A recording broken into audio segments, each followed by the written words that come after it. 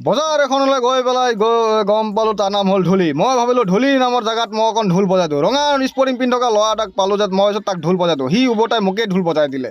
নিজৰ ওপৰত ঢোলৰ কোবন খাই মই নিজৰ পিছবাৰা খুজাই কিনে গুচি গ'লোঁ বটল ৰূপী মাছ বিচাৰিবলৈ। শ্বাহৰুখ খানৰ দৰে ষ্টাইল মাৰি ৰজনীকান্তৰ দৰে চশমা পিন্ধিব ধৰোঁতে নিজকে নিজে ৰাজপাল যাদৱ বুলিহে ভাবিলোঁ। ওখ ওখ চিৰিচেৰ নিচে চাই বাগান, মোৰ গৌৰম তুলিছে কাঁচা কাঁচা পাত। মোৰ ধ্বনি ঢংকানাটা ঢং। মূত্ৰ বিসৰ্জন কৰি থকা সময়তে কেমেৰামেনে মোক ক'লে, দাদা এইটো কি অপৰাধ কৰি আছে? মই যোনটো বটল ৰূপী মাছ বিচাৰি আছিলোঁ শেষত গৈ সেই ঠাইটোত আহি পালোঁ। ফ্লিপকাৰ্টৰ পৰা অৰ্ডাৰ কৰা বৰশী লৈ মই আহি পালোঁ ব্ৰহ্মপুত্ৰতকৈ ডাঙৰ নদীলৈ।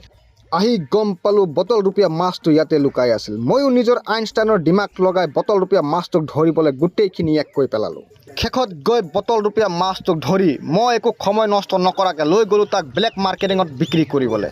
ব্লেক মাৰ্কেটিঙৰ ডাঙৰ বিজনেছমেন এজন যাৰ নাম হ'ল মিষ্টাৰ টুডুম টেডাও, তাকে নিজৰ মাছ বেচি তাৰ পৰা পইচা লৈ মই তাক যা বুলি কৈ মই উভতি আহি গ'লোঁ। ধন্যবাদ।